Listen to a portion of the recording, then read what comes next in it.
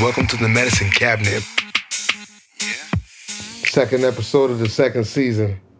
And I'm so honored, so proud, so happy to introduce this episode. Saying Drew Forde, that viola kid. I'm so impressed with him. Every time I see him on his grind, he always gets to it. Like you can say whatever you want about to do, but he's out there getting it. He's inspiring people. He inspires me. I've seen him get better. Saying he sounds great. Not like saying he ever sounded bad enough like that, but he's like, he's doing his thing. He keeps on growing. Saying as a person, as a musician, as a classical musician mogul, to me at least. Saying I'm a big fan of the brand. Yeah, big up to that viola kid all day. Play, homie, play. But that's what this episode is going into. He really takes us on a journey of how he does what he does, And I can already guarantee after you listen to this episode, you will be inspired too. So buckle up and get ready for the ride. All right, that viola kid. Let's go. Yeah, but the guest of honor today, so we got Drew A. Forde, saying AKA that viola kid. Saying I met him about a year ago on tour. I didn't even know who he was. He was a new guy to the tour. Yeah. And then my homie Ray saying was like, yo, he's got like 50,000 followers. I'm like, who's this dude? He's like, yeah, I got 50. He got 50,000. I'm then like, what? He's a classical musician. What the fuck you talking about? You know what I'm saying? What you mean he got 50,000 followers? So I checked this shit. I'm like, what? And then it was 60,000, not even 50. And then like, even on that tour, I saw him on his grind. Saying doing this thing. I never heard the term Insta-fam until I saw Drew, you know what I'm saying? Then I saw it was a thing, And then I like to believe that I started that. Yo, did you start that Viola Nation? Yeah. All right, I thought so. But there's actually, it's not, that one's harder to claim. Wait. Because a lot of people use that. Wait, my bad. Let me slow it down. It's okay, yeah. Now,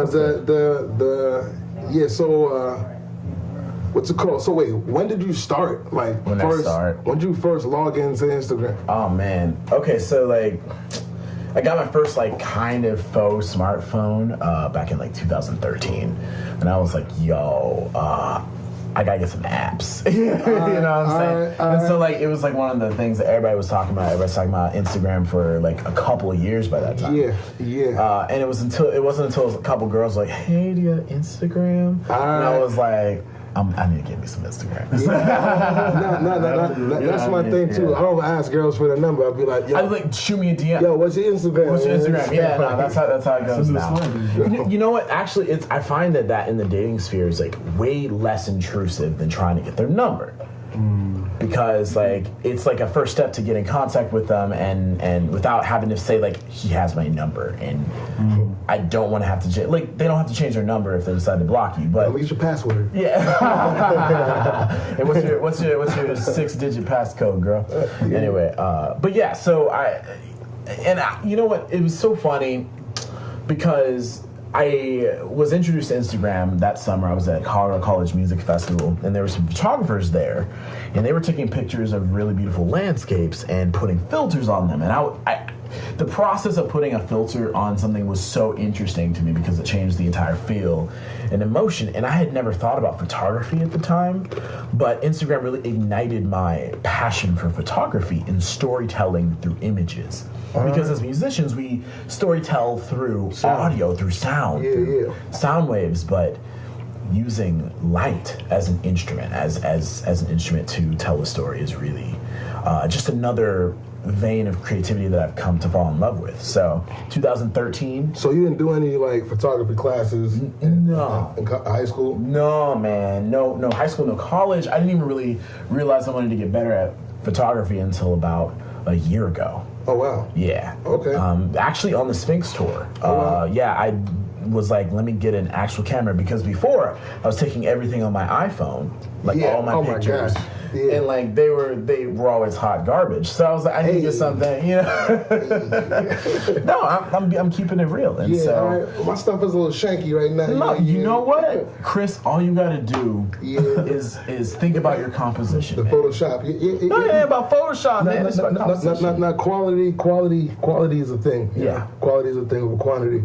And focus. I got to focus on some of that too. As far as like getting, because I want to get some videos up on my stuff too. But we're just starting now. We like saying second pant leg going in. Right? Oh, of course. No. You gotta get in. I've never heard that before. Second pant. No, look, you got one pant leg up, but you gotta get your other. You're not even in it. We're pulling it up right now. Yeah, you're pulling it up. That was a freestyle. So. No, hey, you know what? No, I was right there. Same wavelength. Bars. No, that was great.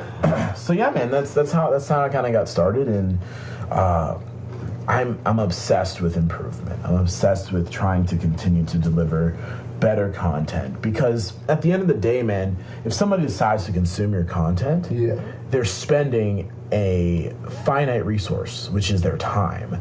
If somebody gives you their time, they're never going to get it back. That's interesting. So if you can increase your value proposition for the time, people are going to not only respect your time more, but they're going to value whatever you produce as well. It's like a positive feedback loop. So I'm always obsessed with trying to create better content for people so they feel even better whenever they interact with me online in any sort of way. So, tell me, from the story I heard, like your first, like major story. This is before stories was even popping. Yeah. You basically vlogged your whole audition process to Juilliard. Is that true? So what it was? Yeah. So I did this thing, and with much chagrin now, something called Journey to Juilliard. Yeah. And that was your name. You came up with the name. Yeah, Journey to Juilliard. That was my hashtag that I started. And it's so funny, I misspelled Juilliard for like the first 3 or 4 posts. I was stupid. That silent I is deceptive, man. But I didn't forget the double L, so good to know. And so, yeah, I had seen some upperclassmen a year before me audition for Juilliard, and I was like, okay, if they can get in, maybe I have a shot. Because we were all neck and neck, we were all competing with each other, and we were all really close. So I felt like it was not this unattainable thing anymore. So I wanted to, because, you know. To be honest, did they sound like trash? No, they sounded great. No, they sounded great. No, like, shout out to Robert McDuffie, Center for Strings, an amazing conservatory at Mercer University. Really great, and my teacher was phenomenal there, Becca Albers. So big shout out to them. They're an incredible organization and school. But, so I was like, you know, in college, I was a much different person than I am now. Very lazy, very unorganized. Still unorganized, but much less so organized than I am now. And I needed motivation because I hated practicing. I didn't know how to practice. Hadn't discovered yet, that fire. Now I understand, because if I don't have a concert, if I don't have an audition, if I don't have a festival, I have a tour coming up, I'll be looking at my bass, just playing scales like, what the hell am I doing? Exactly. You know what I'm saying? Exactly. And you know what it was? First of all, I created it I called my senior recital Journey to Juilliard. Yeah. Hence the hashtag. And and it was pretty much my last stand before grad school audition. So I wanted as many people there as possible. So I started advertising across Instagram to all the people who followed me, which are just people I went to college with, to come to my recital. So I can get really nervous and hopefully not mess up, but if I mess up, at least that's the worst thing that could happen to me. Yeah. And then I've already gotten that done when I hit the audition circuit. So that's what it turned into. And then people were like, oh, you're auditioning for Juilliard after using the hashtag? And so I was like, man, what if I turn this into a literal journey? What if I start posting videos with my rehearsals? How old were you? And I was 22. 22, yeah. And sorry to cut you off. No, you're good. You're good. What's called like where do these influences come from? Like, who'd you see do it first, or saying where's it coming from? Nobody. I didn't see anybody, because remember I was still new to the platform, so I hadn't gone and searched. I didn't run into too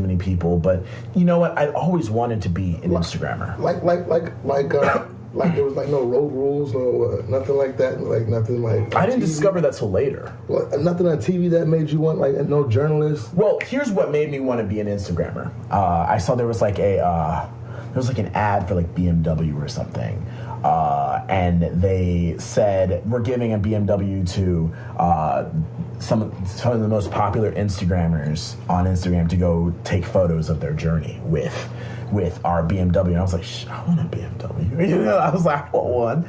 So I was like, influencers are being given things.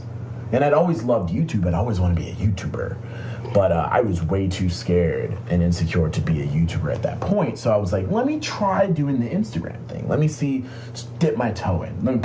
I had one pant leg up, you know what I'm saying? Yeah, I got you. So, yeah. And that's kind of how it started. And it's just kind of a snowball from there. Like, when did it start, like, getting easier? Because a lot of musicians are scared to, like, post. It doesn't really, if you notice, if you look at my page, I now don't post as much of my playing. I'm actually the most insecure about my playing than I've ever been. Oh, wow, Right now. Yeah. I'm what happened? dying. Is it too much like, because like sometimes you're working so hard, you can't do your fundamentals.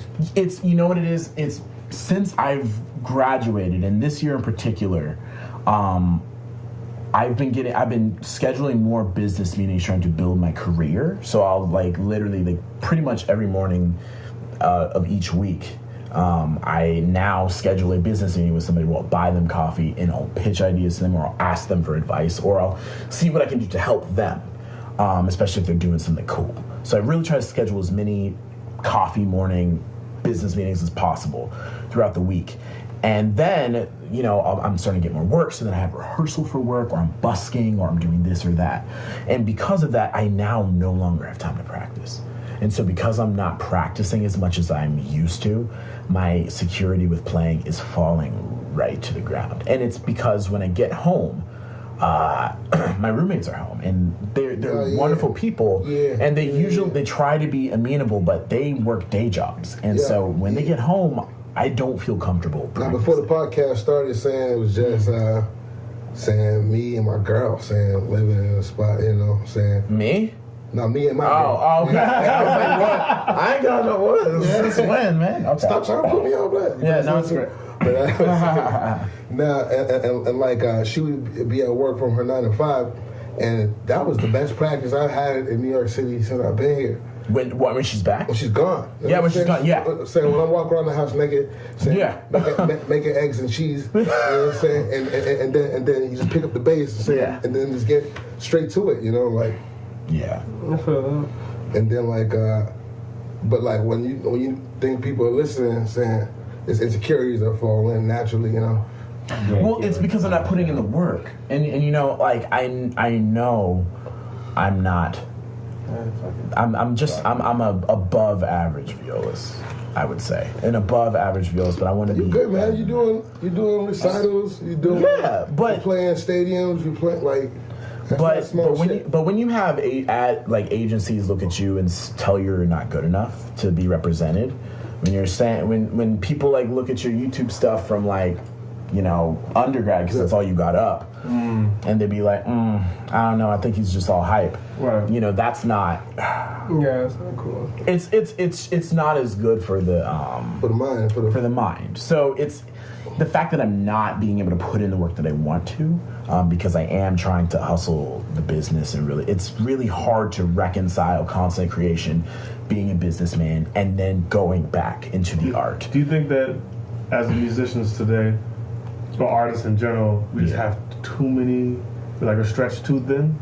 Because like, look at it this way, like, imagine if Bach had Instagram.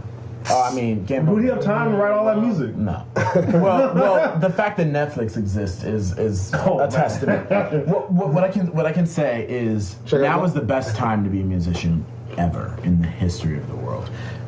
Even a classical musician, because the value proposition is your audience is out there. They're waiting for you, and you don't have to submit to a gatekeeper now.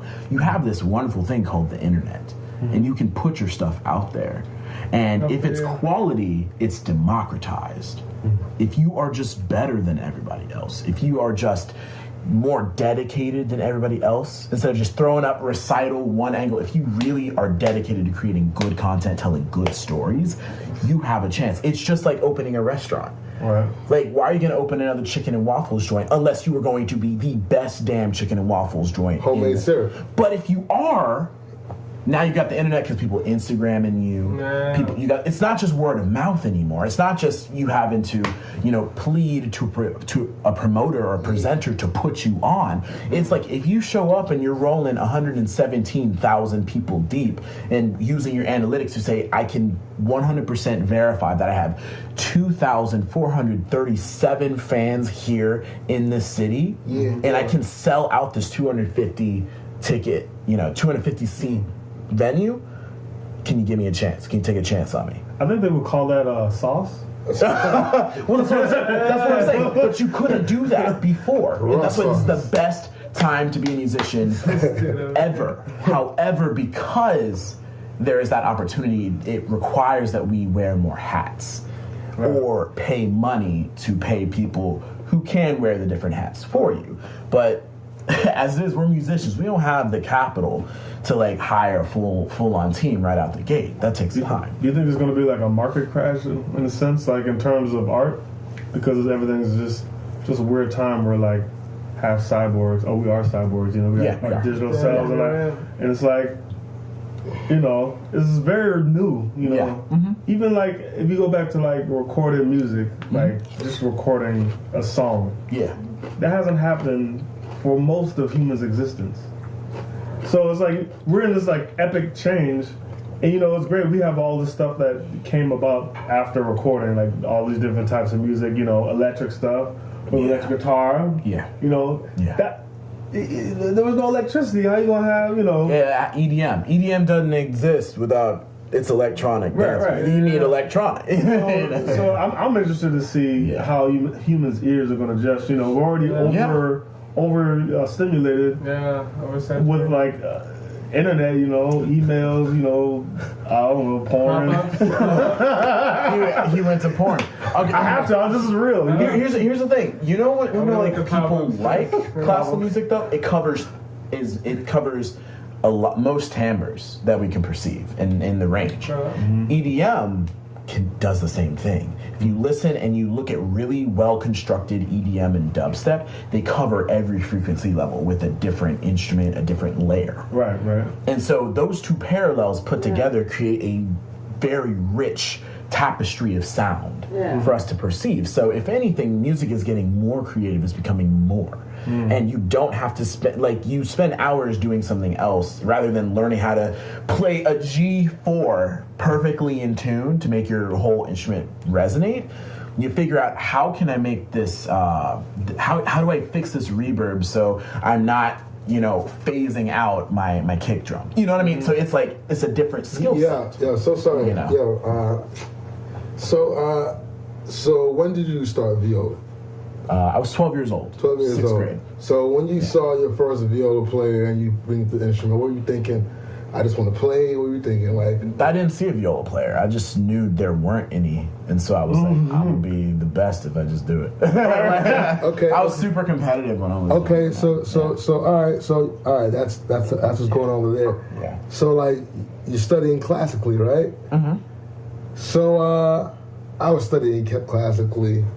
I'm thinking, I'm gonna get into an orchestra, and I was saying I'm gonna play in chamber groups. But I see you doing your basically solo freelance thing. You know what I'm saying? So what made you wanted to take this vlogging route? Over just the regular, I'm a teacher and play in an orchestra. Well. Orchestra's great. Was it what was there any hurdles or this is something that came out of nowhere and you kind of damn? Well, you know what, man, I've always been kind of entrepreneurial minded, and it's really hard to be entrepreneurial in an orchestra job because you can't travel. Like you have to stay. It's like a day job. It's like a blue collar day job, clock in, clock out. And I always like adventure. Like the way that I see it, at least right now, I don't want to be settled. Like I'm 26, man. Like I don't want to live in the same city I'm gonna die in. Like that's just not attractive to me right now. Yeah. And so. I'm gonna quote that one. Yeah, I just don't. Yeah, it's just you got the wanderlust. Yeah, I got a little bit of wanderlust, and there's more to learn. And I've seen how orchestral musicians leave an orchestra, like a rehearsal or a concert. 9 times out of 10, they don't engage with the audience. They look miserable on stage. I've played with some pro-level orchestras and stuff like that, and there's so many rules and etiquettes and egos, and I mean, at the end of the day, like, they sound okay, you know what I mean? But if you put most orchestral musicians in the world against the best string quartet players, they'll lose every single time. The string quartet players are just like, I feel like there's this hunger. When were your best like orchestral experiences? One of my best orchestral experiences was my final concert with the Juilliard Orchestra. We played, Mahler, the Titan, Mahler 1. And at the very end, in that last movement, I just cried. It was just like such a powerful moment. It's the perfect piece to end an era. It's a perfect piece to end a career as a student. And it really just kind of moved me on an epic level. Aside from that, high school, Tchaikovsky 4, Shosty 5, Dvorak 9, Dvorak 8. Like, just the really great pieces. I am obsessed with orchestral music when it comes to that. It's Ein Heldenleben we were playing. Oh my God. I've never played it. I played the excerpts though. But Measure Marking 77, the theme comes back around, and that was the first time, like I was telling somebody this the other day, it's like the first time you ejaculate, saying and it's like you're like, what the fuck is going on? Like literally or figuratively? I'm talking about literally. Oh, okay. Well, that's what it was meant to do. But I'm saying though, like those goosebumps, those are the same goosebumps I got. When Measure Marking 77 came around, I didn't ejaculate all of myself, but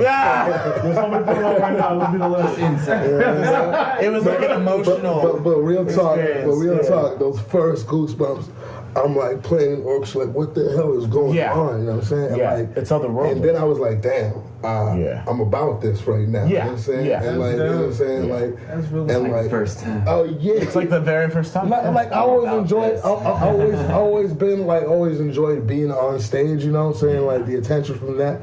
But like when I connected with the music like that, say on stage, and like with everything that was going on, and like there were so many like young like bosses like from NEC Prep, and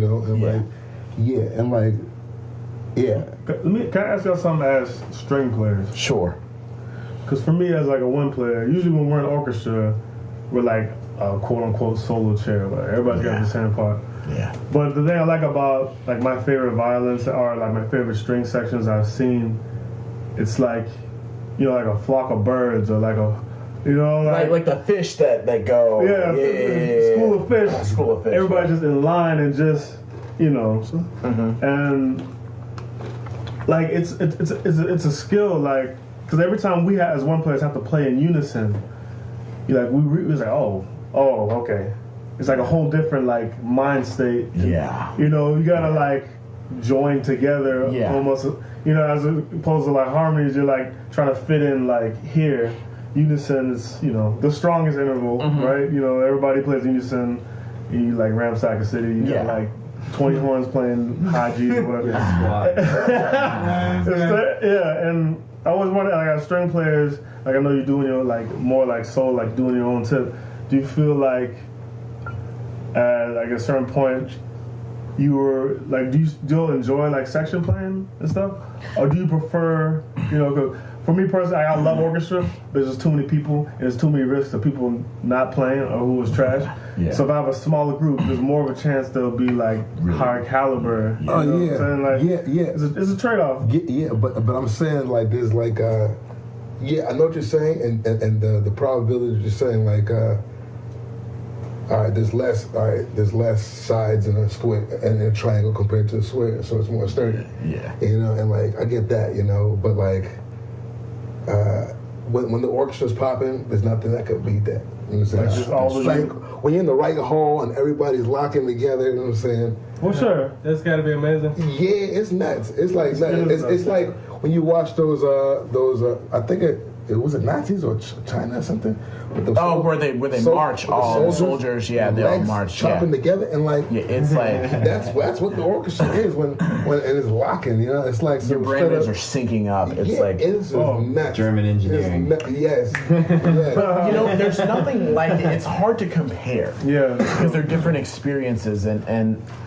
But there's different aesthetics within orchestras too, like that marching kind of like that. Yeah. But then I feel like, you know, in French music and in some operas where even they're in rock definitely music, not marching together like that, but they are moving as well. There's a lot of gesturing. There's a lot of gesturing. Yeah. Even in jazz, like when I went to go see Ron Carter the other day, saying thanks to Kyle. But like watching all those guys just link up together, you know, and just move in sync like that.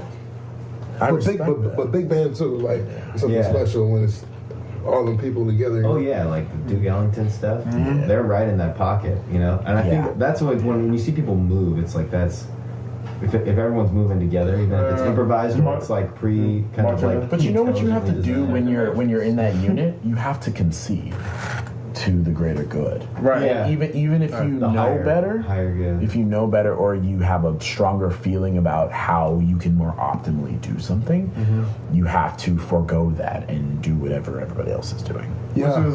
Which is sorry, this is really exciting to me because I don't know, I'm excited about this because I see like it's just amazing, like, especially like the bowlings. That part blows my mind. Yeah. Because as home player, sometimes I'm not playing that alternate position because it don't make sense for me right there. Yeah.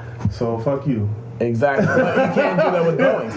And do you understand how many shit bowings I've had to deal with because the section decided they wanted to do that, or not even that. It's because the violins, who are completely different instruments, decide that this bowing is better for them because it's easier on the violin and it's really hard on viola. And I hate when the principal violist is like, I guess we gotta do it because the violin's I'm like, stand your ground, man, come on. Yeah, but then I gotta go with it, you know. Right, so it's multiple layers. So if your concertmaster is solid and boom with it, it's fun because you have a leader and you're locking in. But when I find a lot of times now, especially when you're freelancing, everybody's wishy-washy. Principals can't play. Exactly. So it's like, who am I supposed to follow? The conductor isn't accurate. The principals aren't playing together. And when you are in situations like that, it's not fun. I'm gonna get in trouble for that one. No, it's fine. You didn't name any names. Yeah, they know who they are. Yeah. Principals can't play. It's really a not fun experience, like you said. Like everybody starts to get pissed because then it's like, well, who's taking care of business? You know, like, taking care of business. How are they getting paid more than me? Yeah, exactly. Why should I show up? Oh gosh, yeah. And then at that point, everything just falls. So whether it's jazz or classical, I feel like. Yeah. So, like you said, fewer people, more often a result. Like everybody has more responsibility. I guess that's why. For me, I'm guessing. I don't know. Correct me if I'm wrong. Yeah. You know, like a lot of composers put all like this heavy shit in their string quartets. Yeah. It's like, was it just easier to like, I'll just get some like dope players, like get these ideas out, as opposed to like a whole orchestra, like, oh my god, like, you know, fun, like third violin in the back. You know what it is, man? No. The string quartet is the rock band. It's the Beatles. It quite literally is a rock band. It's just the old school, like electronic instruments hadn't, like blues and jazz hadn't been created yet. as a foundation for rock music. But like we are a rock band as a string quartet, and if you listen to Bar Talk, like look, like you listen to that, you're like. You're bopping your head like this is legit. Sometimes even Beethoven, like you got to get the right piece. But if you're like listening to Harp Quartet, that thing will have you move in your body. It's like it's visceral. It's visceral. Dvorak will do it to you too. So it's like it's. I find that there's more power because of the emoting material, the communicating ability of being for people, trying to make something bigger. One sound. So, but that's a fascinating. I just had never considered, what is it like being one player per part, in the back of the orchestra? Because I love it. Like, and another hand too, like in one ensemble. Yeah. Like, well, sometimes one ensemble sometimes has 3 trombones, but a lot of times you just got doubling. So it's not as extreme, but it's, it could be annoying. Yeah. If someone's just a little off, and you're just like. I just gotta play a little bit louder. Multiply it by 8. That's what it's like for violas. Multiply it by 11, and that's violins per section. So yeah. There's that like yeah, man. It's like that. But but you're lucky though. I mean, as a brass player, we got some brass quintets that are like we didn't have real rep until like the last 100 years because nobody can play like that really. Right. And like even you listen to old recordings from the first half of the century. I was listening to like this Holst conducts the planets. Oh yeah. First of all, he was a horrible conductor. Everybody thought that. They're just like, why is he conducting this shit? And the composer, I guess. Right. And the brass just sounded so sad. Oh, we got some comments. Let's go. What's up, y'all? Wait, who's coming? Wait, let me look. I told you pull up the comments, dog. No, they coming. Wait, can you quickly explain? Play homie play. Play homie play. Yeah. Okay. I recently thought about it, and my philosophy with social media that I hope other people adopt is post not your perfection, post your reality. And with that, I thought about it as a student, and I get so many questions about performance anxiety all the time. As a student, we work an entire year, 2 semesters for one recital performance, maybe 2 if it's studio class, and then it's done. You're done, and you got it. And if you mess up, that was that's out of tune. Yeah, you mess up, that's it. Like you don't get another chance. That's strength of those. And what are we doing? What are we doing when we're going to school? We're practicing to become performers. So if we only perform once a year, that's not practicing performing. Right. So I wanted to encourage people to utilize Instagram as a platform to perform wherever they are in the process of learning their instrument or learning their piece, and join to create a community where people were doing that and encouraging each other. Because by and large, of all the social media platforms, Instagram is the most uplifting and kind ecosystem. If you look at the comment sections, like if you look at YouTube, it's like this. It's like the cesspool. It's like the lowest common denominator of humanity. I honestly don't read any YouTube. Don't do it, man. Don't do it. You'll want to end it all. Like anything remotely controversial. Like anything that's just not kid friendly, and even kid friendly channels have some weird stuff. I literally get those comments all the time. Really? So, yeah, on YouTube? On YouTube. I have a filter now. Do you answer back? Do you ever I was like, I appreciate your feedback. No, when people come at me saying racist or hateful stuff, I was like, I appreciate the feedback. Thanks for your comments. Yeah. Because they're boosting my numbers. They're boosting me in the analytics and the algorithm when they engage with the content. And it boosts more when I respond to them. And if I always spread love instead of perpetuating hate, I'm not only boosting my analytics, but I'm also purifying negating that. Because a lot of times when people are negative and when they're hateful, it's like it's not about you. Do you think your analytics would boost that more if you went like super hardcore? If you just like went back at them like even nastier? Just get yes, but the R that wouldn't be worth it because the ROI of it would be now I'm an asshole. And nobody wants to work with an asshole, and that's just not who I am. First of all, second of all, like that takes energy, man. It's much nicer to let it go, say something nice, and just move on instead of fighting this internet troll that wants to get the rise out of you. If you don't give them the rise that they want, they wasted their time. And there's no better way to screw over a troll than to waste their time. Right. Boom. Answers. Internet, man. You gotta internet correctly. Yeah, I think the internet is the next wave, and like, I've been talking to a lot of tech people lately, and like the explanation of like Bitcoins to me, like it's very like Bitcoin is dude. Are you in? It's very crazy. Are you in? Nah, like I don't know what the fuck. I'm in. I got one pant leg in. I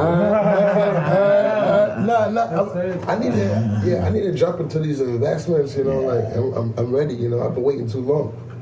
Disposable income.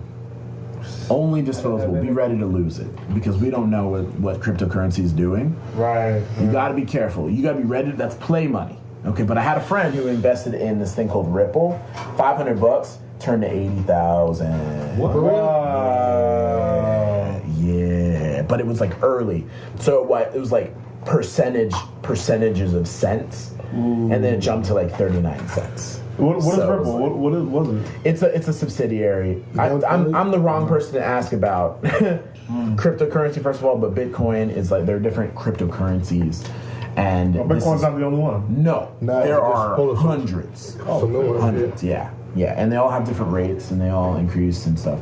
But Ripple, my friend saw it because Ripple was being backed by national governments because the technology of Ripple allowed people to make transactions thousands of times faster because of the coding of it.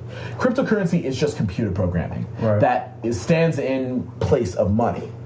So if you invest in a cryptocurrency that can do transactions much faster because the code is more elegant, you're actually making more money for your company because you're throwing money at consumers and at different businesses faster using a cryptocurrency, which is a program. So that's why governments were backing it, and it was gaining some steam. Do you think that Bitcoin could gain sentience? Say what? TJ. Could Bitcoin become sentient? Sentient? No. Isn't that kind?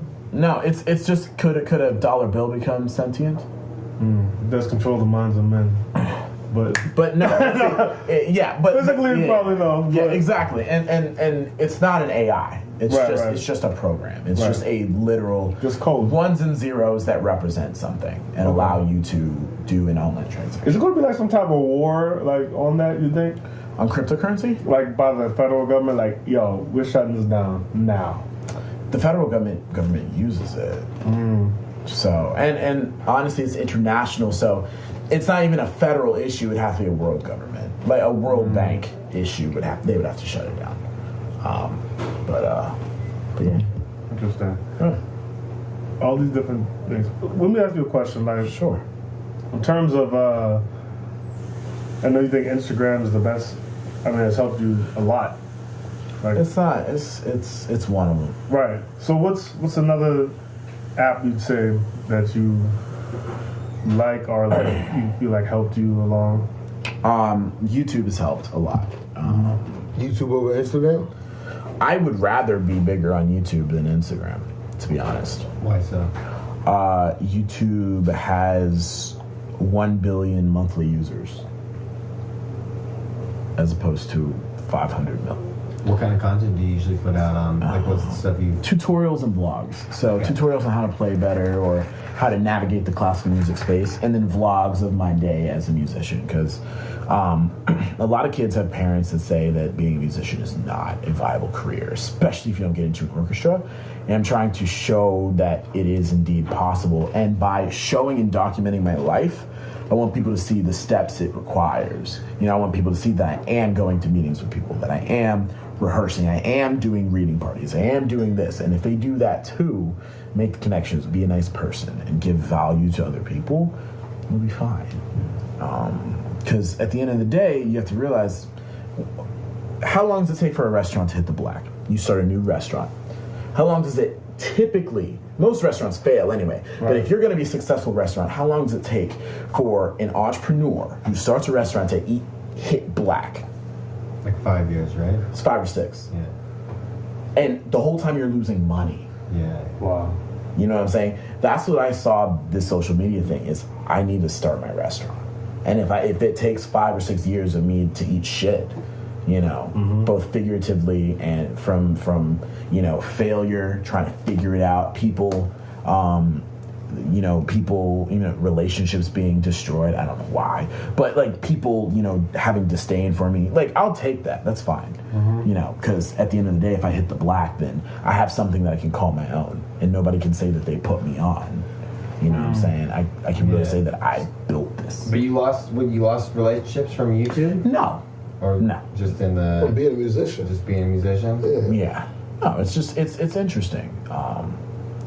It's interesting. You try to create something, and then people see you as a threat, or they mistake my intentions for creating content. It's not even about me. It's like I'm trying to help people out. Yeah. I was gonna ask you earlier in the conversation, like, what's it called? What's your biggest motivation? Because when you were talking about Bitcoins and the money, saying like, I get excited about the money too, you know. Yeah. But like,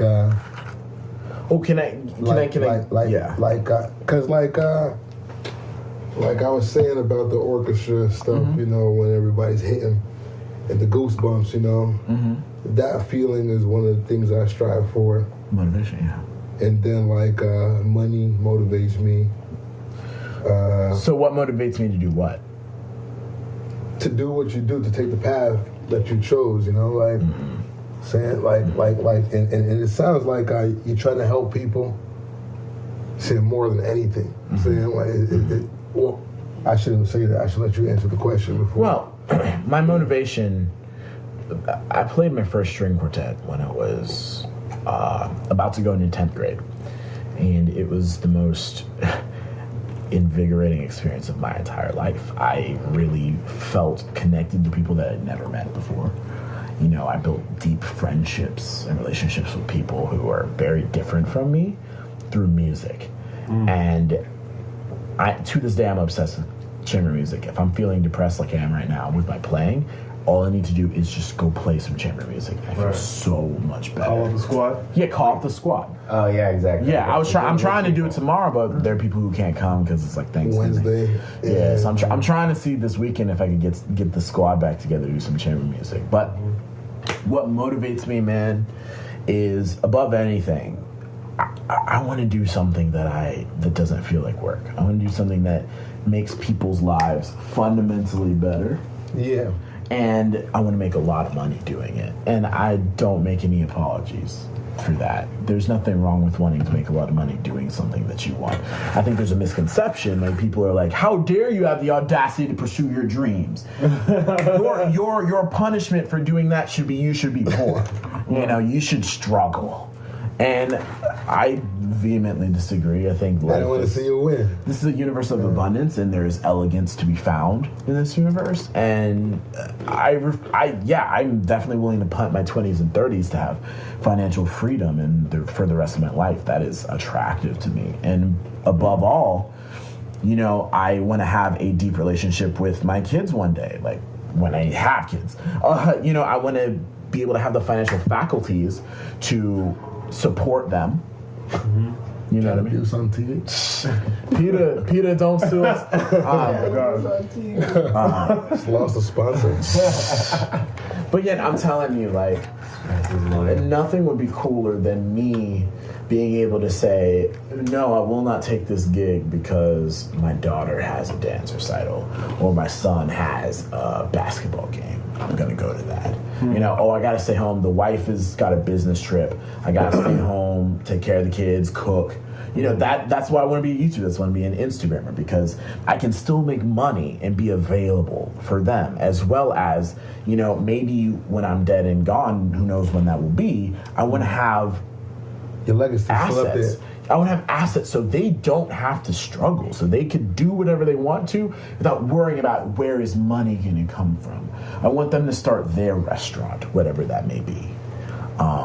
And that is. I want them to be able to. You got brothers and sisters? I have a younger brother. Yeah, he's 23. Yeah, you said that. Yeah. So wait, he He's a musician? Or? Yeah. He plays cello, but he's a psychology major. So he graduated psychology degree, and he's an author. So he's a science fiction author. I was about to say. Yeah. I heard a lot of bad stories about psychology degrees. You know what? My mom's a psych degree too. She's a master's in psychology. So. All right, he got to hook up there. Mm-hmm. Yeah. Whenever I get home, they're like, "So how was your day? How did that make you feel?" You know, so it's like, stop analyzing me. You know, maybe you need to look at this from stop. Okay, stop. I know I have to look at it from their perspective. I get it. You know, but yeah, man, yeah. Where did you grow up again? Atlanta, Georgia. Oh, yeah. So what's all right, brother. You know, sorry, I got cheese on my hands. It's all good. Southern boys up in the house. Yeah, what's Connecticut?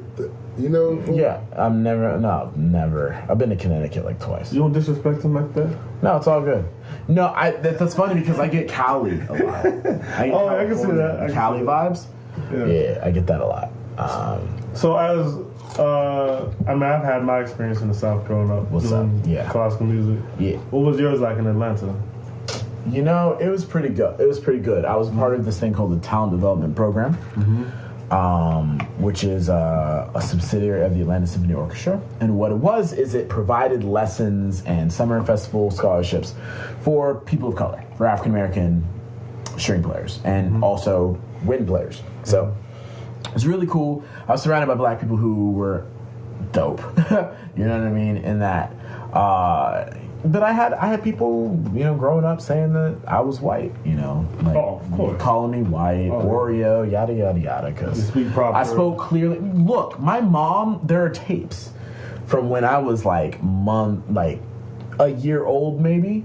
Like 13 or 14 months, she sat me down with a tape recorder and was teaching me how to pronounce words. Hey, Drew, say ball. And they got little juice. Say juice. Eat juice. Like I couldn't say juice for some reason. I was kind of messed up in the head. But, my mom and my grandmother and my grandfather was a civil rights leader. He marched alongside Martin Luther King. In Atlanta. He was the Atlanta chapter president of the NAACP. Everybody from the South got some fucking history. Yo, look, the Southern loyalty thing is a thing. Like, I can go anywhere in Atlanta and be like, yo, I'm Lonnie King Jr.'s grandson. And they're like, oh, dope, okay, yeah, you should, come on. It's like, especially with like the old guard, the South is very cliquey. Everybody's grandmama know everybody. Everybody has a grandmama. So it's like, I love that. How doing, baby? How you? Back to Spellman Week. It's like it's crazy. So, but yeah, you know what? I had such a loving mother and family and good environment. Any outside extremity, negativity, or animosity didn't affect me. I knew who I was, or I was trying to discover that. And that's just kind of how I roll today. It's like, for the most part, I keep my eyes on my own lane and just do my own thing. And if other people have things to say about that, that's cool. I mean, you're entitled to your opinion. That's another reason I wanted to interview, because it's like I was seeing the perks, because when I first met you, you were 60,000. Saying cool dude, nice dude came with us. We're kicking out in Minnesota, saying we did that shit. We did that shit hard. Oh my God! I still have the picture of us with Towley. the Halloween party. Yeah. Okay. The Halloween party with you, me, and Ray. We went to that. Okay. And I went to that. And that chick that you. Yeah. she was hanging out. She was hanging out with us. Yeah. And she stepped on the glass. Oh yeah. And she got in that Uber. Yeah. Crazy. Yeah. Crazy stuff. Lost her shoes. She's so crazy. Yeah. No, she was holding her shoes. She just wouldn't put them on. It was hilarious. Yeah. Classic drunk girl won't put on her shoes. Oh yeah. It was like, why, girl? You in the streets? Like, come on. Like, you don't know what's on the ground. Wow. Yeah. No, that was funny. No. That was funny. But Damn. I forgot what I was saying. We were kicking it in Minnesota. What were you saying before that? Well, you had some questions about me because, like, you know, you had heard about me, you'd met me. And, what's it called? Like, I was talking about like the perks of being like of being you. You know, like I remember like being on that tour, and then like every concert we would go to, saying like you always had like people showing up to see you. And like that's some boss. And the thing is, there's soloists, and there's like a solo quartet, and like there was always a crowd at the green room to see this guy. Excuse me. And so I'm just saying, like, what the fuck? I'm like, what is going on? You know, like for a classical musician. And then like there was another time, I see him at a gig, saying this little pretty little saying Central American thing was like all over him. Oh yeah, Rutgers. And then she actually became my girlfriend. Oh, for real? For a while, yeah. See. And then, but y'all still cool her? No. All right. Well, like, so. It's okay. I asked her like, yo, how'd you meet him? She was like, yo, saying he's a really nice guy. I met him at the last concert, and then I checked him out. He's like famous, so maybe she wasn't the right one. You know what I'm saying? You know what I'm saying? Yeah. But then like I just wanted to also know like what are the other perks from like from the grind that you've already put in, you know, like as far as gigs, as far as like traveling opportunities, or like other stars you get to meet, or people collaborations you get to do. Or... You know what? It's like, you know, there's something to be said about somebody who looks busy. You know what I mean? If you're creating your own sphere of influence. Other people. The biggest perk that's mattered the most to me is that I can sometimes reach out to people that I admire, and they'll actually listen. They'll take some time. Case in point, I met this guy who's a videographer and photographer who I absolutely adore. His name is Jesse Driftwood on Instagram. He creates the best Instagram stories ever on Instagram. If you don't know who he is, go follow him on Instagram. He's incredible. Jesse who? Jesse Driftwood. Okay, Jesse Driftwood. He's really cool. And so I saw in his story that he was in New York. And so I like hit him up in the DMs. I was like, yo, Jesse, I know this is weird, but like, you're in town. Like, is there any chance like I could like meet you, hang out with you? And like I hung out with him. Like I met him in Central Park, and we hung out for like 30 minutes. Just him and his wife. We were just talking, and we like shared ideas and talked. And that would have probably never happened if I didn't have the sort of following that I have. And he even shouted me out in his story. Dude. And I got like 1,500 new followers who now watch my stories. Yeah, real talk. Yeah, that's why I was mad nervous, like, to even ask you. Really? I'm dead ass, dude. And like, oh, man. Yeah, and I'm saying that's what the clout does. You know what I'm saying? Like, motherfuckers start walking around scared of you all of a sudden, and then like that, like today, I'm like that message. I was like, yo, like, do I hit him up too early? Not. Cause motherfuckers get busy all of a sudden. Yeah, you know what I'm saying? So like, and you know what? I really appreciate you saying that, man. And that's just real shit. Yeah. One thing that I want to say right off the bat, whenever you build a following, or whenever somebody builds a following, or they get a lot of money, a lot of people say it changes people, but it actually makes them more of who they are. It actually is a magnifying glass on who they are on a fundamental level. And who I want to be, and who I believe I am and want to become more of, is somebody who is completely approachable. Somebody who is open and willing and helpful. And so the fact you reached out to me, I try to answer all of my emails, I try to answer all my DMs, comments. I'm unsuccessful. But I try to be as open and available as possible. And I was honored to come on the podcast. No, dude, thank you. I think you're a really cool dude.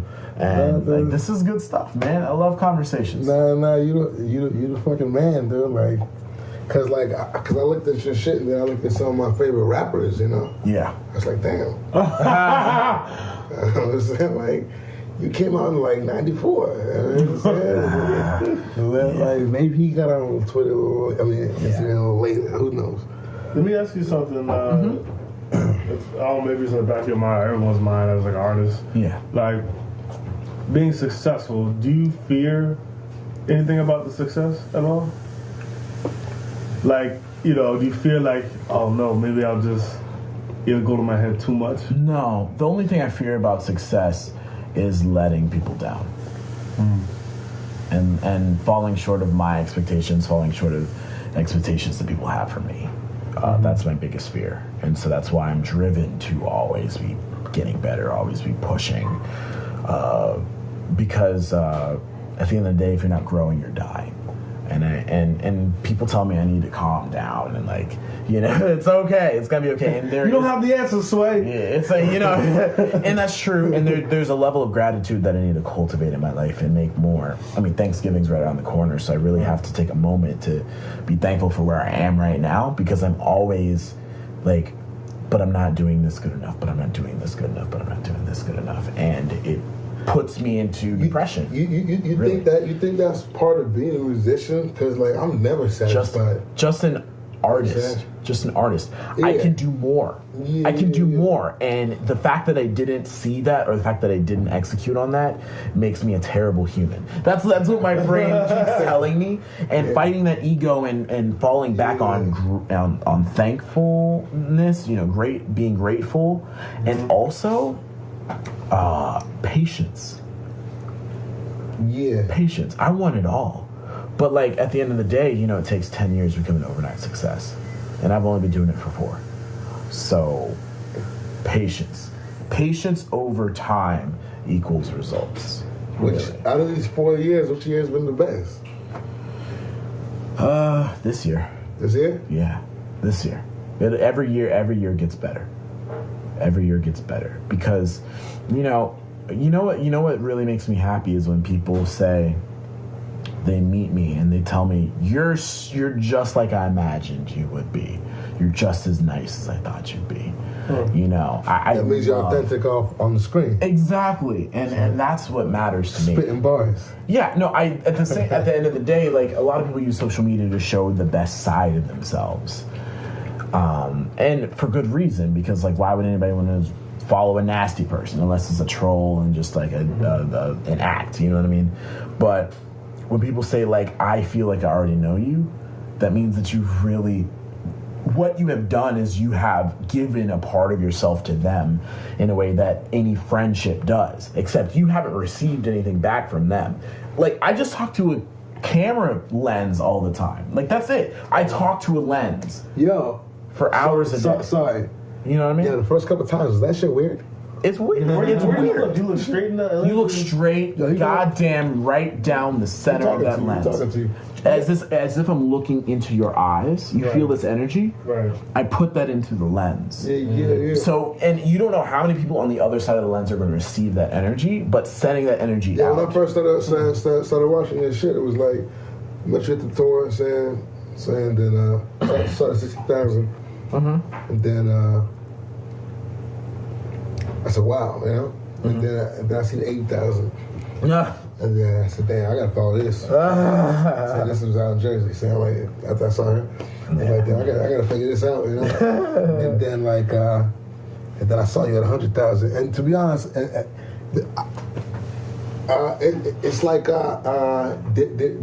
those are 3 different people, to be honest. Saying I'm not saying you're faking it like that. Yeah. But your confidence in there was less shyness saying the bigger you got, you know what I'm saying? Mm-hmm. And I'm not saying it's a bad thing, it's a great thing, that's what you're supposed to do, you're supposed to evolve. You know what it was? It wasn't just that I was getting bigger, it's that I was doing it more. And that I was getting more comfortable. All right, yeah, you fall into patterns then. It's like with anything, you fall into stride. It's like grabbing an instrument and learning your hand frames. The more you do it, the less effort you have to put in, the more settled into it you become. And that's how I felt in that. And owning it. I think at the end of the day, it's I was afraid to own it for a long time. And I don't think I'm afraid to own it anymore. Yeah, man, I'm trying to own being me, you know what I'm saying? You have to. I like if you that. don't. I've been living with that idea, extreme ownership. Yeah. There's another podcast, this guy Jocko Willenick, who that's his thing, and how do you own yourself? How do you own this idea your space? from him? I've been kind of living with it for I'd say a month, but it's just the idea is extreme ownership. So you own everything that happens to you or around you. So it's all your fault, for good or bad. Exactly. It's There's like pretty something to be simple. learned. There's something to be learned. It's simple, but it's hard to really live. Oh man. But I like it. That's what the best CEOs do, man. Exactly. Like everything that goes wrong in the company is my fault. Yeah. Because I hired that person who fucked up. Exactly. You know what I mean? You shouldn't have hired him then, you know. But how do you know? It doesn't matter. That's not the point. It's still That's not the it's point. like it's the way that you're gonna now hire someone in the future, right? You're gonna take that ownership and say like, okay, maybe I'll do this slightly different because that was my fault last time.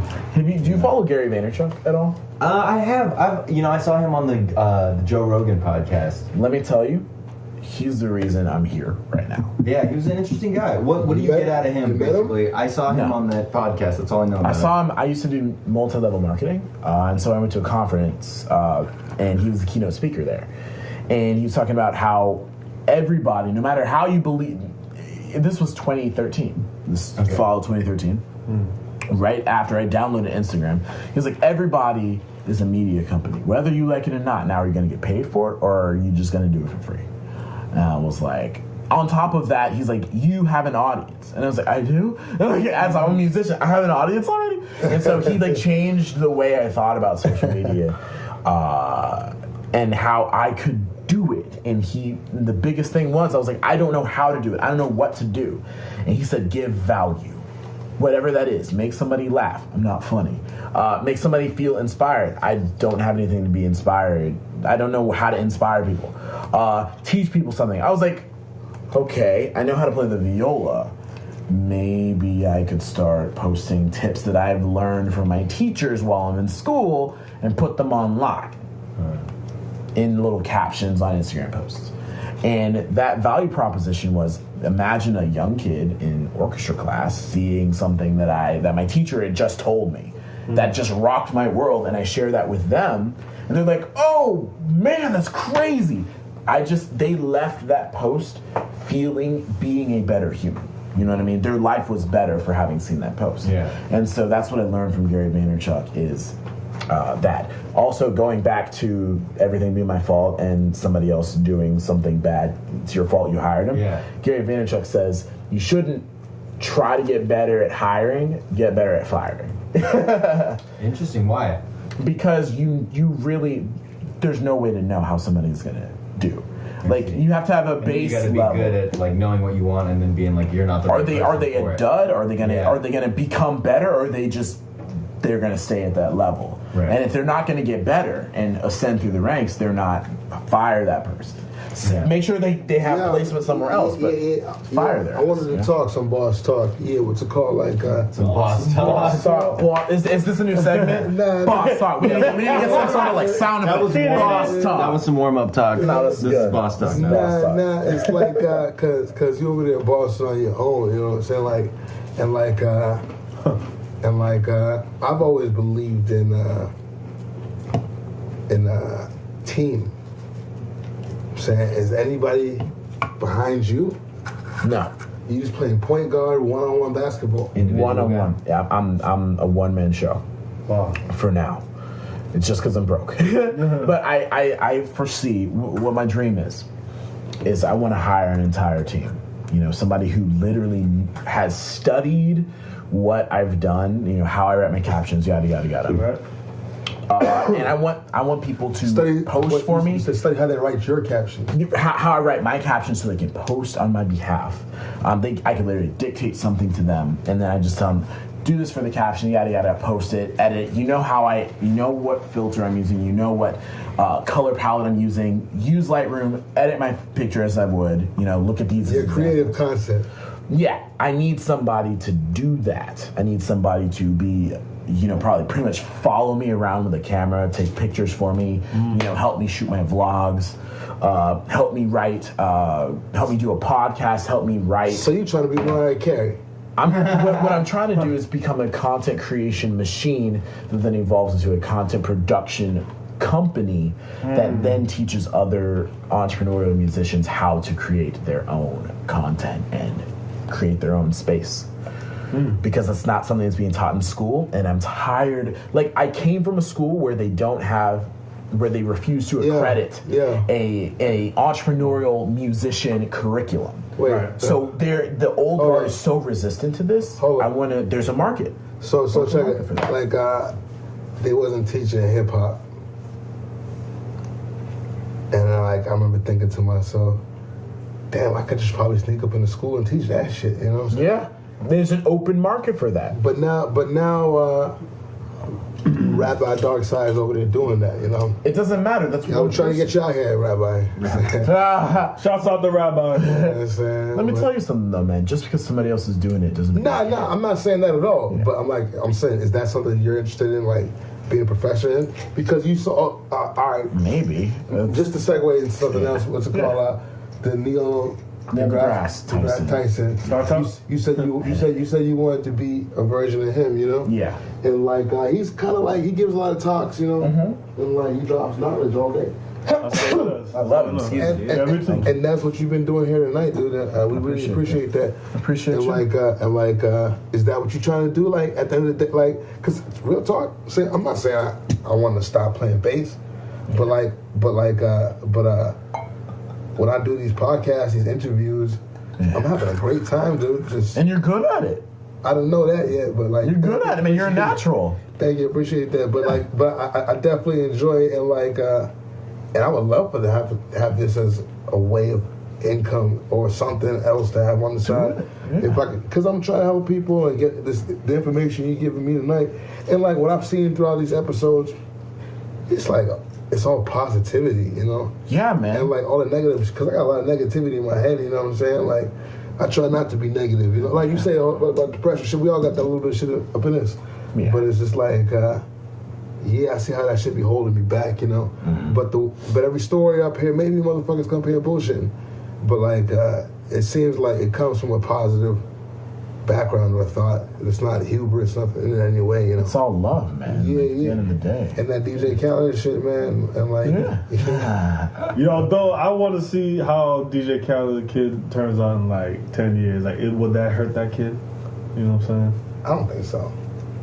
Look at Jaden drug problem. But we'll see. Jaden Smith wasn't getting love like that. You know what I'm saying? Like, I don't think so. Not publicly.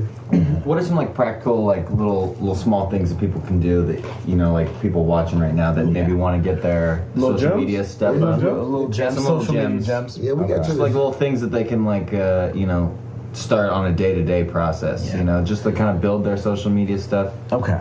Like let's say, like me for instance, like I don't really do much other than just like, hey, I'm playing with so and so, I'll share it. You know. Yeah. So I don't even like try to build any kind of the following. You want to get let's get really micro. Let's get into it. Get micro. So let's start the foundation. What are you good at? Go on your strengths first before you try to build your weaknesses. And the biggest thing, my hair, my looks. Yeah, these devilish looks. You should be doing it too. And that charisma, man. So what it is like, are you a good writer? Are you a good talk show host like this guy here?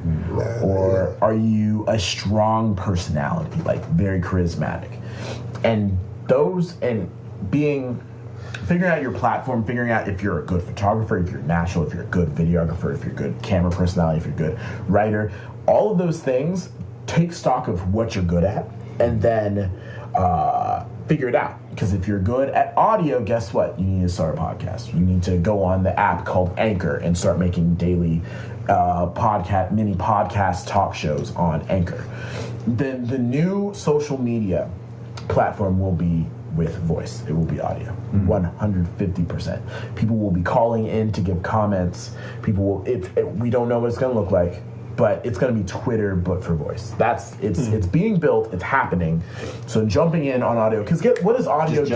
As soon as we get 100 followers on these live streams, I'm gonna start taking in phone calls. Yeah, no, seriously. Because here's the deal, man. Here's the deal. When you have audio going on, that means you have your hands free. You have your eyes free. You can do chores. You can do this. You can that. People can still consume content. Yeah. Okay. So that's number one. Figure out what you're good at. If you're good at writing, start a blog on Medium. You know, like write blog posts. And it doesn't have to be anything special. Just write what you know. If you're good at You could write about writing. You know, it doesn't matter. Like, if you're really good at it. If you're good at taking pictures, go on Instagram, go on Facebook, start a blog. You know, if you're good at video, make a YouTube channel, put up funny Instagram videos, or outsource. You know, go and make videos for other people. Yeah. And people with good followers help take some of their load off. I'm hiring, by the way. And and serious, like, nice. And serious, like let them put you on, and that might just be a good jumpstart to your career. Nice. So that's number one. Number two, understand the native voice of each platform. Every platform is different. Instagram is aesthetic. It's about sensation. It's about emotion. If you really evoke emotion and give value to people aesthetically on Instagram, you're going to succeed. Positivity is the name of the game. You go on Facebook, it's much more promotional. It's much more opinionated. It's much more information accessible. So if you need to drop some knowledge, do it on Facebook, and if it resonates with people, that's going to be shared. Interesting. I've never heard people explain it like that before. Yeah. Facebook's great. Facebook's like it's the most versatile. Yeah. You can pretty much post anything on Facebook and find an audience there. Medium, like I said earlier, written word. Yeah. And YouTube obviously is for video, but man, did y'all hear about net neutrality? What? Yes. Now, hear about net neutrality about to be fucked up. No, should we call right now? Tell me. It's a Title II utility. Okay, so right now the internet is categorized for now as a Title II utility, which means that it is a public good, and the government can enforce regulations to make sure that people don't manipulate how it's consumed. I.e., AT&T can't say because Netflix pays us a special fee, we'll give them regular broadcasting speeds and say, hey, this is the premium speeding service. If you have us, you get Netflix at this. And then if you try to watch Hulu, we're going to throttle that. So it's going to be buggy, or it's going to be slower to buffer, and it's not going to be worth it. The problem with that is a lot of politicians and people who are against net neutrality say that the market will correct itself. We need less government oversight. The problem is, if you live in fucking Kansas, you have two choices. It's like not a monopoly, but it might as well be. Right. And so when you start having companies trying to increase their profit margins by saying, hey, you need to pay us a premium so we don't throttle your service, that is not free market. That's like some gangster shit, like some mafioso. Exactly. That's why net neutrality is of the utmost importance. So what exactly just happened though? What's going on is there's a bill trying to be passed in Congress where it changes it to a Title I, which means the government can't regulate it, and companies can regulate whatever they want. So if an internet company like Comcast is like, you know what, Hulu, you cool. You know, if you want to watch Hulu, you know, we'll do it at our premium streaming service. You know, because they pay us. And if you want to watch Netflix doesn't pay us. So you know, you're gonna have to wait to buffer. You know, it's gonna be a much slower tier. And the way we're already seeing that is, if you try to sign with T-Mobile, what do? They say Netflix doesn't get counted towards your mobile data. There's already a tiny little microcosm. Those commercials, exactly. Like you get Amazon Prime free, or you get Hulu free, or you get with different. Let's not even talk about those. Let's talk about the startup video streaming service companies that are trying to compete with YouTube. They are going to end up having to encounter overhead that they can't take. Right. Because if you want to be a usable platform on Comcast, it's going to literally be choke. A billionaire already. You gotta have a small loan of $1 million. Yeah. One of our past guests said, he told us that like both of these parties are just in the interest of the rich. Oh, you hear about the DNC did with Hillary? Yeah. What they do? Oh shit! So there was a lot of Hillary, right? There was some proof that was coming up that the DNC had made some deals with Hillary Clinton to put her on. Because Hillary was her foundation, the Clinton Foundation, I think, was helping to get the DNC out of debt. They were massively in debt, and they were getting money from the Clinton Foundation. So they were like, "Okay, we got you, Hills." You know, and so Sanders, it was like there was some serious. Look it up. I only saw a little article of it, so I'm not an expert. I don't delve into politics too deeply because it makes me want to cut my throat. But, you know what I'm saying? But like at the end of the day, it's good to be cognizant of what's going on, and at the end of the day, you have to realize that these people are not for you. They're for companies that will fund their campaigns so they can. There's no politician that's for me, right? The reason why is because they are able to be bought out. That's it. That's it. Nobody. They don't want you, dog. They don't care. They just want your vote. But then they'll vote with the big company that supports their campaign and their foundation. So is everything just eventually just fucked? It's just. Are you an optimist or a pessimist? I'm an optimistic realist. So if there are a few key changes in legislation by an audacious president or an audacious influx of Congress members, one of them being, what is it? Well, Citizens United is a big thing. I don't know if that's the one that says that businesses can be treated as individuals and have rights as an American citizen. Citizens United is the super PAC thing. Okay. I know there was a law that was brought, which I think is the same thing. I think it's. I'm not, like I said, I'm not a political scientist. I don't know the nuts and bolts, but I do know that corporate entities and conglomerates can be seen as American citizens and have rights as American citizens, and that's crazy. Yeah, that's kind of crazy. So that, and if we can get rid of the ability for companies to fund and lobbyists to fund campaigns and to push legislation, we will then get rid of a big shroud that blocks, the public interest. It's corporate interest that's much more important than public interest. And at the end of the day, when you're in a democratic republic where you elect officials to vote on your behalf, companies are not citizens. Citizens are citizens. If you are calling your congressman and say, hey, I care about net neutrality, that should matter. It shouldn't be like Comcast is donating, a couple hundred million to my campaigin for re-election, so I'm gonna vote with whatever they want. I'm gonna need you to shut the fuck up. You know what I'm saying? Yeah, exactly. Exactly. But let's say 75,000 people say we need net neutrality. That 75,000 people could be the difference between you winning re-election in spite of getting that hundreds of millions of dollars for your campaign. Wow. So that's why, in order for this to work, we're going to have to come in mass, in the hundreds of thousands, if not millions, saying what we need to do. But at the end of the day, we're all fucking busy. We got our own problems. Most people, the biggest thing is most people work 3 jobs just to pay. Like, they don't have time to study up on politics. And like, we asked the question, are they stretching us too thin? Yeah, and they do that on purpose. And they keep on stretching us thinner, you know what I'm saying? And like, where you had to start, well, maybe you wanted to start, maybe this thing came along, and like, maybe this podcast just came along, it's like, but like, I felt I needed to do something different, like, just to be out of that shit we were just talking about, you know? But You're doing it, Chris? I hope so. Chris! I'm trying. Come on! I'm trying. We trying, Yeah, man, we out here, man. We out here. So I'm thinking, possibly my friend is right. Like, everybody, both parties are interested in the side of the rich, of the corporations, Yeah. And so, like, the little people saying will always be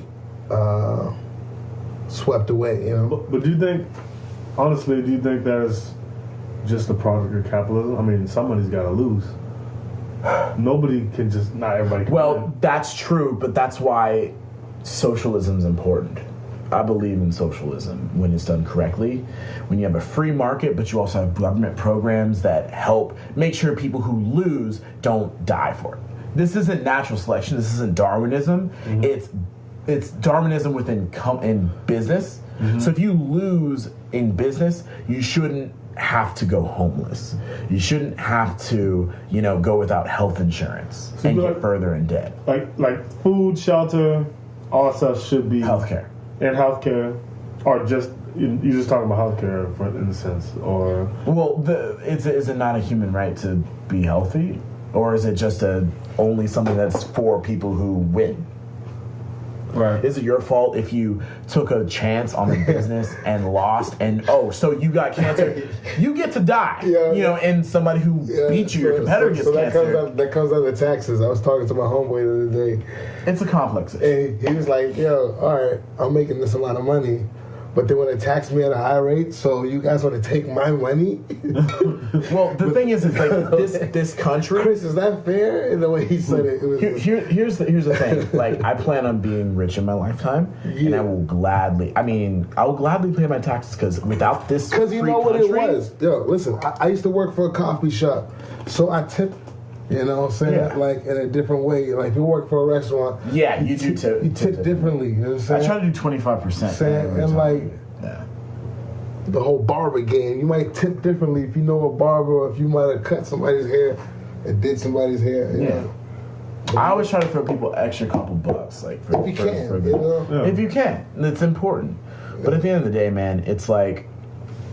If this country has the infrastructure, builds the bridges, the roads, teaches the kids who then become your employees, you have to make sure you feed back into that system because without it, you wouldn't have your corporation. You wouldn't have that. Right. And how much money do you really need? They say $70,000 a year is the optimal. Yeah. But beyond that, you really don't need much more. Like to have the essentials and be comfortable. What if you need a pool? I'm sure you can get a pool. Like a Ferrari. Then go out and start a side hustle. Go start another business. Right. I need that yacht. But I'm talking about like the blue collar worker that works 9 to 5. Right. You know, and they're making $40,000 a year, and they got to get a side job at Subway just to pay their bills. Like that's fucked up. I just want to buy my daughter a car. You know what I'm saying? I just want to buy my dog a car. Yeah, buy my wife a new... I want to buy my dog an iPad. So, what would you do, let's say, I'm going to put a hypothetical situation like... Give it to me. Somehow the world got shit together. Everybody's straight. Yeah. Right? Everybody's got food, shelter, whatever. Good, blah, blah. yeah. What would you do? I'd still do the same damn thing because I want to win. Is that a gym? That counts as a gym, right? We need some extra glasses for the sauce. I think we still kind of just moved on from the gyms, but this is all part of that response. Think about it, man. Like, there's some people who have ambition. And there's some people who just want to live their life. And what that is like going to work. I was talking to my homegirl about feminism and like... Oh boy, she was like, some feminists are like... women this, women that. And like, she's like, yo, some women want to be submissive, you know what I'm saying? And like, why can't they should have the right. The freedom and choose. And she's saying some feminists is like too overboard and won't let a feminist be, you know what I'm saying? Exactly, yeah. At the end of the day, stop trying to let a woman be what she wants to be. Yeah. You know what I'm saying? So let her have the option. What? Let her have the option. Like it's all about choices. My parents I love my parents to death. But I haven't voted much because I was just like I think it's all bullshit. Especially when I was younger. And she was like, people died for your right to vote. I was like, nah, people died for my right to choose. Like they didn't have a choice. They couldn't do anything. But the thing is like once you don't vote, you no longer have the opportunity. You can't complain. No. I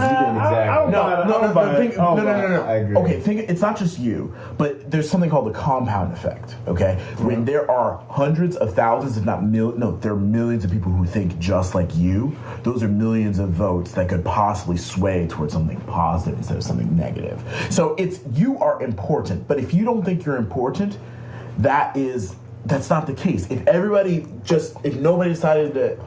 thought like you, nothing would get done. Well, so I get it. But it's just that's all it is. Drew's up here splitting bars. No, I'm just saying, if you do not vote, you do not have a right to complain because you didn't at least get off your butt and contribute to the solution. But what if you're contributing to the solution by not feeding into the monster? How is not voting not contributing to the solution? That's opting out. You're not even in the game. Well, I feel like there's more ways to affect your community than voting, right? Think about it like this. Okay. When you have, let's say you have. Turn towards that mic, baby. Yeah, sorry. So let's say you have, a fraction, right? Right. When you have 1/2, that's 50%, right? Mm-hmm. When you have 2 over 3, that's 66%, right? When you have 1 over 3, that's 33%, right?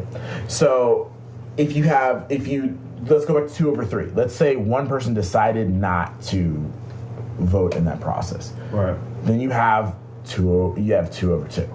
You have 100%. Mm-hmm. Okay. But because that person decided not to opt into the system, you only got 30, because, when one person decided not to opt into the system, they lost a vote.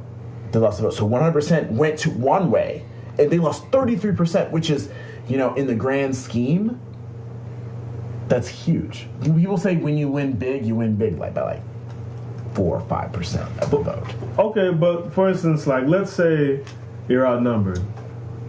It doesn't matter. If every single person on the earth voted, if everybody votes, that's the only way to know if you're outnumbered. But let's see, you have 50 million people who were like, I'm outnumbered. Because 25 million people showed up to polls and said, I'm going to vote this way. But 50,000 were like, wow, that's 25 million. I'm just one person. I'm outnumbered. Right. And number one, people who feel the same way didn't bother to go to the polls. That's the problem, man. We don't know until everybody votes. We don't know. But then you got to trust the system. Be like, I trust that this matters. People aren't So you're gonna trust a poll more than the actual system. Well, I'm not trusting anything, but I'm just saying. That's just my whole point. I'm just saying. Yeah, but I hear you. I'm not knocking it at all, because I did actually end up voting. Good, thank you. But but then afterwards I was like, I could have not done that. Lying ass, he didn't vote. It doesn't matter. I voted for the presidential election. Look, people spoke. That's it. And I'm willing to live with that. I'm willing, a lot of people are like, you gotta live with it. And now it really made me want to go entrepreneurial, because I can't rely on the National Endowment of the Arts anymore. Oh man. You know what I'm saying? I can't rely on an orchestral job anymore, because that's downsizing, because arts aren't being funded. So at the end of the day, you gotta figure out, okay, you gotta just get your own. You gotta set yourself up to be independent. So if a government organization is overturned because a lot of people are feeling left out of the system and are going to vote radically or reactionarily, you aren't affected. At the end of the day, businesses, by and large, when you build your business correctly, political climates, short of totalitarianism or invasion, they don't bother your business at all. At all. So do you think, essentially, I had a conversation with someone about this older person. They're like, what about just provide for their family, having they had Social Security because they're older. Yeah. But I'm just in my mind, I feel more secure, with the more balls in my court. Yeah. Just balls. Balls. But it's a risk, but everything's a risk. Everything's a risk. It's just walking outside's a risk. Yeah. Somebody, you're in a company and you're like, oh, this is great, I have benefits, but what if they don't? What if you have a Bernie Madoff? Oh man. Right? Oh yeah, gosh. right? Fuck. You're having the best time, the best office parties, everybody, you love everybody, then somebody fucks up, gets greedy. Exactly. Yeah, and everybody takes all your money. Me Madoff with all my money. That was a big tell. You see that movie on HBO? What movie? The Bernie Madoff movie? No. Check it out. It's a good movie. I need to, man. Who played Bernie Madoff again? Wasn't someone big? Richard Dreyfuss? The De Niro. De Niro? Really? Oh, you guys ever seen it? No. You guys are sleeping. Yeah. Damn. I came up like I'm trying to get my Roth IRA going, man. Roth IRA, set and then build a family endowment. Oh. So think, if you get a couple mil in your endowment and you get 5%. Let's say you got 10 mil. You got 5% of that. That's $500,000 a year. Just having your money in the bank. Money in bonds and index living off the interest. Living off the interest. And reinvesting into the principal so it grows every single year. Yeah, this is one workshop playing. I think this motherfucker living off Work the interest. the system. Yeah. Work the system, people. Don't go party every weekend. Invest $200 every month to an index fund or something. Just do it. Do it as young as possible. And then once you get your Roth IRA, then change it to another account that has a better return. Mm-hmm. I'm telling you, man, by the time you're 45, if you just play the game conservatively, excuse me, this wine is kicking in. Like it's kicking in. Live in a smaller apartment, the smallest apartment you can stand. Mm-hmm. You know, save as much money and reinvest that stuff, man. At the end of the day, you could literally just check out of life. You could just check out and be good. 500K a year. You know, coming in residual. I think it was episode 2, saying we didn't even get into this type of talk and this type of boss talk. But like boss talk. Let's do it, man. But yeah. I need some rosé for this. But Eric, but he and I, we have discussed like some of this before. Yeah. He's like off of his stock investments. Mm-hmm. He's like, yeah, I'll be a millionaire in like a couple, like 10 years. He said, saying like, if you just if you watch your stuff, you know, like it's inevitable. Yeah, like, but you got to have that. They don't teach you that though. Exactly. Yeah. Why would they? Exactly. Why would they? Exactly. Yeah, and I just came from a couple funerals and whatnot, you know, and like in Boston, and like one of my mother's best friends, and then my little brother's godfather, saying, and like. Damn, I feel bad if I mention names now. No, you don't have to mention no names. But still, I said enough. But like, there wasn't like nobody was a company owner. You know what I'm saying? Mm-hmm. You know what I'm saying? Like nobody's a company owner, and like there was like a lot of community. Like these people, we embraced a lot of their community things they did, and their kind-hearted things they did, and why everybody loved them, you know what I'm saying? But like in terms of actual land. But as far as they change people's lives through community. Yes. You know what I'm saying? Mm-hmm. But not through dollars. You know what I'm saying? Of course. Not through business. And the people that are most prosperous are the ones that are doing it through business. You know what I'm saying? Yeah, I already know. You enjoyed it. You were impressed. Saying that Viola kid, Drew Forde. Check out his handle. Saying you already know what's going on with him. God, I told you already, he's a boss. And he did that. He displayed that. The featured artist we have for this episode is Amy Kang. She's a cellist and she's also a visual artist. She does paintings. She takes these box suites and she takes a lot of other music and she finds different colors for each note, and then she like makes these collages that come out in these beautiful ways. Yeah, you hear the helicopter? That's New York City. But the collages are so beautiful, and the colors that she chooses, I'm a fan of what she does, and not just because I play with her, because I really enjoy her artwork too. But she also does like paintings she has a Bob Marley painting, one of Pablo Casal's. She's very versatile, but the one I particularly chose was one of her Bach compositions. But I hope you guys like it too. Let me know what you think. All right, thank you for tuning in to the Medcab podcast. That Viola Kid, Amy Kang, and stay medicated. All right, next time.